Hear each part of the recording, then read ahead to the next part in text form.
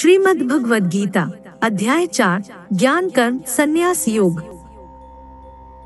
श्री भगवान ने कहा, मैंने इस अविनाशी योग विधा का उपदेश सृष्टि के आरंभ में विवस्वान सूर्य देव को दिया था। विवस्वान ने यह उपदेश अपने पुत्र मनुष्यों के जन्मदाता मनु को दिया और मनु ने यह उपदेश अपने पुत्र राजा इक्ष्वाकु। हे परंतप अर्जुन, इस प्रकार गुरु शिष्य परंपरा से प्राप्त इस विज्ञान सहित ज्ञान को राजऋषियों ने विधि पूर्वक समझा, किंतु समय के प्रभाव से वह परम श्रेष्ठ विज्ञान सहित ज्ञान इस संसार से प्राय छिन्न भिन्न होकर नष्ट हो गया। आज मेरे द्वारा वही यह प्राचीन योग आत्मा का परमात्मा से मिलन का विज्ञान तुझसे कहा जा रहा है, क्योंकि तू मेरा भक्त और प्रिय मित्र भी है, अतः तू ही इस उत्तम रहस्य को समझ सकता है। अर्जुन ने कहा, सूर्य देव का जन्म तो सृष्टि के प्रारंभ हुआ है और आपका जन्म तो अब हुआ है, तो फिर मैं कैसे समझूं कि सृष्टि के आरंभ में आपने ही इस योग का उपदेश दिया था। श्री भगवान ने कहा, हे परंतप अर्जुन, मेरे और तेरे अनेकों जन्म हो चुके हैं। मुझे तो वह सभी जन्म याद है, लेकिन तुझे कुछ भी याद नहीं है। यद्यपि मैं अजन्मा और अविनाशी समस्त जीवात्माओं का परमेश्वर स्वामी होते हुए भी अपनी अपरा प्रकृति महामाया को अधीन करके अपनी परा प्रकृति योग माया से प्रकट होता हूँ। हे भारत, जब भी और जहाँ भी धर्म की हानि होती है और अधर्म की वृद्धि होती है, तब मैं अपने स्वरूप को प्रकट करता हूँ। भक्तों का उद्धार करने के लिए, दुष्टों का संपूर्ण विनाश करने के लिए तथा धर्म की फिर से स्थापना करने के लिए मैं प्रत्येक युग में प्रकट होता हूँ। हे अर्जुन, मेरे जन्म और कर्म दिव्य अलौकिक हैं। इस प्रकार जो कोई वास्तविक स्वरूप से मुझे जानता है, वह शरीर को त्याग कर इस संसार में फिर से जन्म को प्राप्त नहीं होता है, बल्कि मुझे अर्थात मेरे सनातन धाम को प्राप्त होता है। आसक्ति, भय तथा क्रोध से सर्वथा मुक्त होकर अनन्य भाव शुद्ध भक्ति भाव से मेरी शरणागत होकर बहुत से मनुष्य मेरे इस ज्ञान से पवित्र होकर तब द्वारा मुझे अपने भाव से मेरे भाव को प्राप्त कर चुके हैं। हे पृथा पुत्र, जो मनुष्य जिस भाव से मेरी शरण ग्रहण करता है, मैं भी उसी भाव के अनुरूप उनको फल देता हूँ। प्रत्येक मनुष्य सभी प्रकार से मेरे ही पथ का अनुगम करते हैं। इस संसार में मनुष्य फल की इच्छा से सकाम कर्म यज्ञ करते हैं और फल की प्राप्ति के लिए वह देवताओं की पूजा करते हैं। उन मनुष्यों को उन कर्मों का फल इसी संसार में निश्चित रूप से शीघ्र प्राप्त हो जाता है। प्रकृति के 3 गुणों सत रज तम के आधार पर कर्म को 4 विभागों ब्राह्मण क्षत्रिय वैश्य और शूद्र में मेरे द्वारा रचा गया। इस प्रकार मानव समाज की कभी न बदलने वाली व्यवस्था का कर्ता होने पर भी तू मुझे अकर्ता ही समझ। कर्म के फल में मेरी आसक्ति न होने के कारण कर्म मेरे लिए बंधन उत्पन्न नहीं कर पाते हैं। इस प्रकार से जो मुझे जान लेता है, उस मनुष्य के कर्म भी उसके लिए कभी बंधन उत्पन्न नहीं करते हैं। पूर्व समय में भी सभी प्रकार के कर्म बंधन से मुक्त होने की इच्छा वाले मनुष्यों ने मेरी इस दिव्य प्रकृति को समझकर कर्तव्य कर्म करके मोक्ष की प्राप्ति की। इसलिए तू भी उन्हीं का अनुसरण करके अपने कर्तव्य का पालन कर। कर्म क्या है और अकर्म क्या है, इस विषय में बड़े से बड़े बुद्धिमान मनुष्य भी मोहग्रस्त रहते हैं। इसलिए उन कर्म को मैं तुझे भली भांति समझा कर कहूँगा, जिसे जानकर तू संसार के कर्म बंधन से मुक्त हो सकेगा। कर्म को भी समझना चाहिए तथा अकर्म को भी समझना चाहिए और विकर्म को भी समझना चाहिए, क्योंकि कर्म की सूक्ष्मता को समझना अत्यंत कठिन है।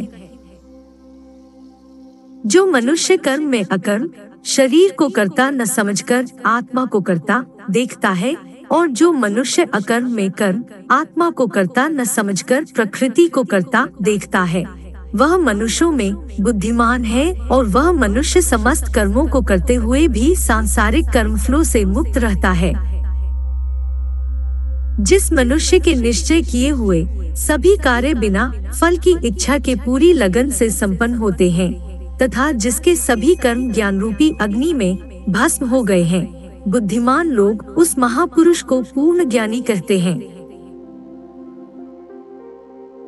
जो मनुष्य अपने सभी कर्मफलों की आसक्ति का त्याग करके सदैव संतुष्ट तथा स्वतंत्र रहकर कार्यों में पूर्ण व्यस्त होते हुए भी वह मनुष्य निश्चित रूप से कुछ भी नहीं करता है। जिस मनुष्य ने सभी प्रकार के कर्मफलों की आसक्ति और सभी प्रकार की संपत्ति के स्वामित्व का त्याग कर दिया है, सा शुद्ध मन तथा स्थिर बुद्धि वाला केवल शरीर निर्वाह के लिए कर्म करता हुआ कभी पापरूपी फलों को प्राप्त नहीं होता है। जो मनुष्य स्वतः प्राप्त होने वाले लाभ से संतुष्ट रहता है, जो सभी द्वंद्वों से मुक्त और किसी से ईर्ष्या नहीं करता है, जो सफलता और असफलता में स्थिर रहता है, यद्यपि सभी प्रकार के कर्म करता हुआ कभी बंधता नहीं है, प्रकृति के गुणों से मुक्त हुआ तथा ब्रह्म ज्ञान में पूर्ण रूप से स्थित और अच्छी प्रकार से कर्म का आचरण करने वाले मनुष्य के सभी कर्म ज्ञान रूप ब्रह्मा में पूर्ण रूप से विलीन हो जाते हैं। ब्रह्म ज्ञान में स्थित उस मुक्त पुरुष का समर्पण ब्रह्मा होता है। हवन की सामग्री भी ब्रह्मा होती है, अग्नि भी ब्रह्मा होती है, तथा ब्रह्म रूपी अग्नि में ब्रह्म रूपी कर्ता द्वारा जो हवन किया जाता है वह ब्रह्मा ही होता है। जिसके कर्म ब्रह्मा का स्पर्श करके ब्रह्मा में विलीन हो चुके हैं, से महापुरुष को प्राप्त होने योग्य फल भी ब्रह्मा ही होता है। कुछ मनुष्य अनेक प्रकार के यज्ञों द्वारा देवताओं की भली भांति पूजा करते हैं, और इस प्रकार कुछ मनुष्य परमात्मा रूपी अग्नि में ध्यान रूपी यज्ञ द्वारा यज्ञ का अनुष्ठान करते हैं। कुछ मनुष्य सभी ज्ञान इंद्रियों के विषयों को संयम रूपी अग्नि में हवन करते हैं, और कुछ मनुष्य इंद्रियों के विषयों को इंद्रिय रूपी अग्नि में हवन करते हैं।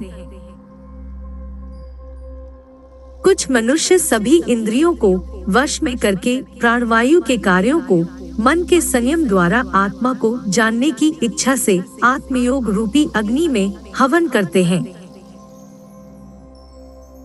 कुछ मनुष्य धन संपत्ति के दान द्वारा, कुछ मनुष्य तपस्या द्वारा, और कुछ मनुष्य अष्टांग योग के अभ्यास द्वारा यज्ञ करते हैं। कुछ अन्य मनुष्य वेद शास्त्रों का अध्ययन करके ज्ञान में निपुण होकर, और कुछ मनुष्य कठिन व्रत धारण करके यज्ञ करते हैं। बहुत से मनुष्य अपान वायु में प्राणवायु का, उसी प्रकार प्राणवायु में अपान वायु का हवन करते हैं, तथा अन्य मनुष्य प्राणवायु और अपान वायु की गति को रोककर समाधि में प्रवृत्त होते हैं। कुछ मनुष्य भोजन को कम करके प्राणवायु को प्राणवायु में ही हवन किया करते हैं।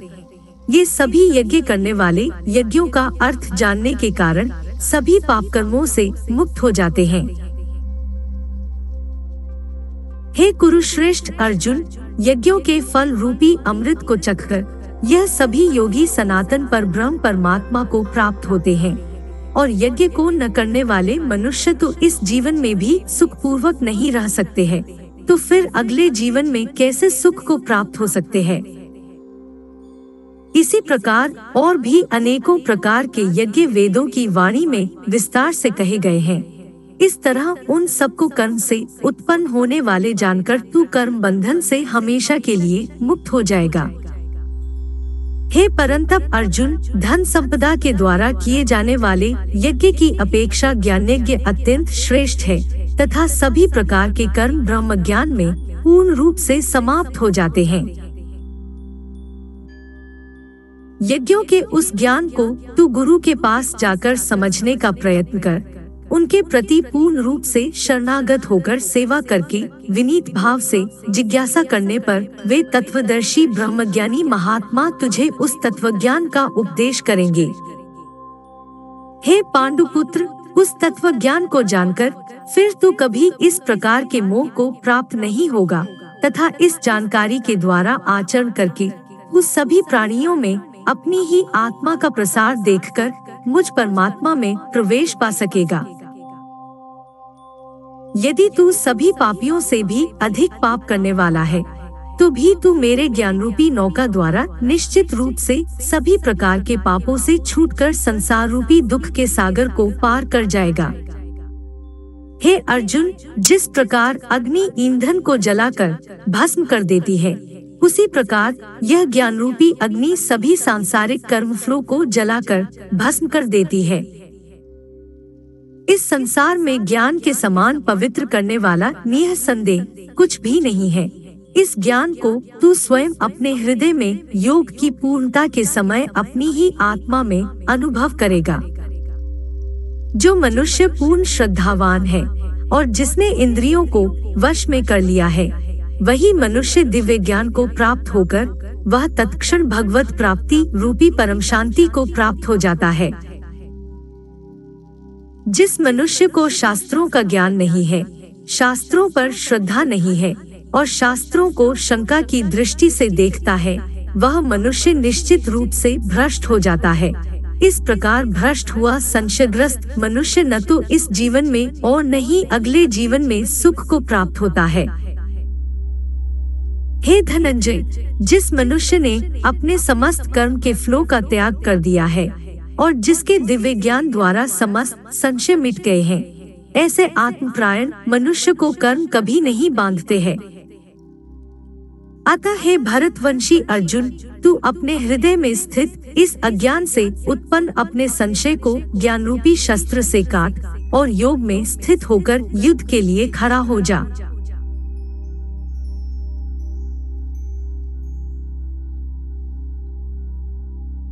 श्रीमद् भगवद गीता के चौथे अध्याय का महात्म्य। श्री भगवान कहते हैं, प्रिय, अब मैं चौथे अध्याय का महात्म्य बतलाता हूँ, सुनो। भागीरथी के तट पर वाराणसी, बनारस नाम की एक पुरी है। वहाँ विश्वनाथ जी के मंदिर में भरत नाम के एक योगनिष्ठ महात्मा रहते थे, जो प्रतिदिन आत्मचिंतन में तत्पर हो आदर पूर्वक गीता के चतुर्थ अध्याय का पाठ किया करते थे। उसके अभ्यास से उनका अंतःकरण निर्मल हो गया था। वे शीतोष्ण आदि द्वंद्वों से कभी व्यथित नहीं होते थे। एक समय की बात है, वे तपोधन नगर की सीमा में स्थित देवताओं का दर्शन करने की इच्छा से भ्रमण करते हुए नगर से बाहर निकल गए। वहाँ बेर के 2 वृक्ष थे। उन्हीं की जड़ में वे विश्राम करने लगे। एक वृक्ष की जड़ में उन्होंने अपना मस्तक रखा था और दूसरे वृक्ष के मूल में उनका पैर टिका हुआ था। थोड़ी देर बाद जब वे तपस्वी चले गए, तब बेर के वे दोनों वृक्ष 5-6 दिनों के भीतर ही सूख गए। उनमें पत्ते और डालियां भी नहीं रह गईं। तत्पश्चात वे दोनों वृक्ष कहीं ब्राह्मण के पवित्र गृह में 2 कन्याओं के रूप में उत्पन्न हुए। वे दोनों कन्याएं जब बढ़कर 7 वर्ष की हो गईं, तब एक दिन उन्होंने दूर देशों से घूमकर आते हुए भरत मुनि को देखा। उन्हें देखते ही वे दोनों उनके चरणों में पड़ गई और मीठी वाणी में बोली, मुने, आपकी ही कृपा से हम दोनों का उद्धार हुआ है। हमने बेर की योनि त्याग कर मानव शरीर प्राप्त किया है। उनके इस प्रकार कहने पर मुनि को बड़ा विस्मय हुआ। उन्होंने पूछा, पुत्रियों, मैंने कब और किस साधन से तुम्हें मुक्त किया था? साथ ही यह भी बताओ कि तुम्हारे बेर होने के क्या कारण था, क्योंकि इस विषय में मुझे कुछ भी ज्ञान नहीं है। तब वे कन्याएं पहले उन्हें अपने बेर हो जाने का कारण बतलाती हुई बोली, मुने, गोदावरी नदी के तट पर छिन्न पाप नाम का एक उत्तम तीर्थ है, जो मनुष्यों को पुण्य प्रदान करने वाला है। वह पावनता की चरम सीमा पर पहुंचा हुआ है। उस तीर्थ में सत्यतपा नामक एक तपस्वी बड़ी कठोर तपस्या कर रहे थे। वे ग्रीष्म ऋतु में प्रज्वलित अग्नियों के बीच में बैठते थे। वर्षाकाल में जल की धाराओं से उनके मस्तक के बाल सदा भीगे ही रहते थे तथा जाड़े के समय में जल में निवास करने के कारण उनके शरीर में हमेशा रोंगटे खड़े रहते थे। वे बाहर भीतर से सदा शुद्ध रहते, समय पर तपस्या करते तथा मन और इंद्रियों को संयम में रखते हुए परम शांति प्राप्त करके आत्मा में ही रमण करते थे। वे अपनी विद्वत्ता के द्वारा जैसा व्याख्यान करते थे उसे सुनने के लिए साक्षात ब्रह्मा जी भी प्रतिदिन उनके पास उपस्थित होते और प्रश्न करते थे। ब्रह्मा जी के साथ उनका संकोच नहीं रह गया था, अतः उनके आने पर भी वे सदा तपस्या में मग्न रहते थे। परमात्मा के ध्यान में निरंतर संलग्न रहने के कारण उनकी तपस्या सदा बढ़ती रहती था। सत्यप्पा को जीवन मुक्त के समान मानकर इंद्र को अपने समृद्धिशाली पद के संबंध में कुछ भय हुआ। तब उन्होंने उनकी तपस्या में सैकड़ों विघ्न डालने आरंभ किए। अप्सराओं के समुदाय से हम दोनों को बुलाकर इंद्र ने इस प्रकार आदेश दिया, तुम दोनों उस तपस्वी की तपस्या में विघ्न डालो जो मुझे इंद्रपद से हटाकर स्वयं स्वर्ग का राज्य भोगना चाहता है। इंद्र का यह आदेश पाकर हम दोनों उनके सामने से चलकर गोदावरी के तीर पर, जहाँ वे मुनि तपस्या करते थे, आए। वहाँ मंद और गंभीर स्वर से बजते हुए मृदंग तथा मधुर वेणुनाद के साथ हम दोनों ने अन्य अप्सराओं सहित मधुर स्वर में गाना आरंभ किया। इतना ही नहीं, उन योगी महात्मा को वश में करने के लिए हम लोग स्वर, ताल और लय के साथ नृत्य भी करने लगी। बीच बीच में जराजरा सा अंचल खिसकने पर उन्हें हमारी छाती भी दिख जाती थी। हम दोनों की उन्मत्त गति कामभाव का उद्दीपन करने वाली थी, किंतु उसने उन निर्विकार चित्त वाले महात्मा के मन में क्रोध का संचार कर दिया। तब उन्होंने हाथ से जल छोड़कर हमें क्रोध पूर्वक शाप दिया, अरे तुम दोनों गंगाजी के तट पर बेर के वृक्ष हो जाओ। यह सुनकर हम लोगों ने बड़ी विनय के साथ कहा, महात्मन, हम दोनों पराधीन थीं, आता हमारे द्वारा जो दुष्कर्म बन गया है उसे आप क्षमा करें। यूं कहकर हमने मुनि को प्रसन्न कर लिया। तब उन पवित्र चित्त वाले मुनि ने हमारे शापोद्धार की अवधि निश्चित करते हुए कहा, भरत मुनि के आने तक ही तुम पर यह शाप लागू होगा। उसके बाद तुम लोगों का मृत्युलोक में जन्म होगा और पूर्व जन्म की स्मृति बनी रहेगी। 1 मुने, जिस समय हम दोनों बेर वृक्ष के रूप में खड़ी थीं, उस समय आपने हमारे समीप आकर गीता के 4 अध्याय का जप करते हुए हमारा उद्धार किया था, अतः हम आपको प्रणाम करती हैं। आपने केवल शाप ही से नहीं, इस भयानक संसार से भी गीता के 4 अध्याय के पाठ द्वारा हमें मुक्त कर दिया। श्री भगवान कहते हैं, उन दोनों के इस प्रकार कहने पर मुनि बहुत ही प्रसन्न हुए और उनसे पूजित हो विदा लेकर जैसे आए थे वैसे ही चले गए, तथा वे कन्याएं भी बड़े आदर के साथ प्रतिदिन गीता के 4 अध्याय का पाठ करने लगी, जिससे उनका उद्धार हो गया।